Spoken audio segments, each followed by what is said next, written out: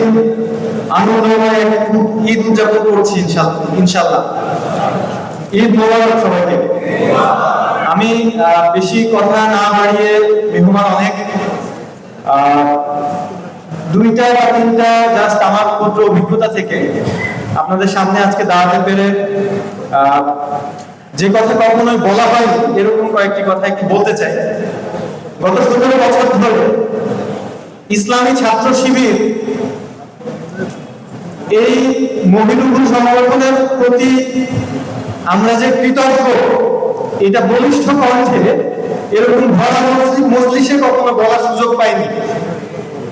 নিশ্চয় এই বাংলাদেশের জন্য ইসলামী ছাত্র শিবির একটি সম্পদ। ইসলামী ছাত্র শিবির যাদেরকে তৈরি করে, আমি, আপনি, আপনারা সবাই আমরা দেশের জন্য সম্পদ।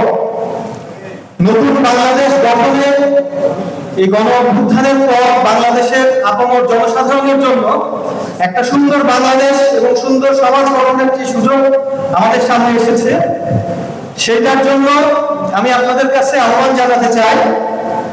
জাস্ট একটি কথা স্মরণ করিয়ে, আমরা যখন 24-এর ওই আন্দোলনের একদম চূড়ান্ত মুহূর্তে ছিলাম, তখন আওয়ামী ফ্যাসিবাদী লোকেরা বলতে শুরু করেছিল যে বিকল্প কে।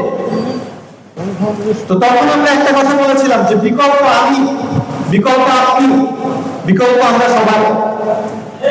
তো বাংলাদেশের এই নতুন পুনর্গঠিত বাংলাদেশ গঠনে আমাদের সবাইকে ঐক্যবদ্ধভাবে 24-এর গণ অভ্যুত্থানের যে আকাঙ্ক্ষা, শহীদদের যে স্পিরিট, সেই স্পিরিটকে ধারণ করে এবং একই সাথে বিগত বছরগুলোতে আমাদের যে আত্মত্যাগ, যে শহীদদের যে চেতনা, যে স্বপ্ন, যে আকাঙ্ক্ষা, সেই আকাঙ্ক্ষাকে ধারণ করে আমরা আগামী বাংলাদেশ ঐক্যবদ্ধভাবে গঠন করব, সবাইকে সাথে নিয়ে ইনশাআল্লাহ।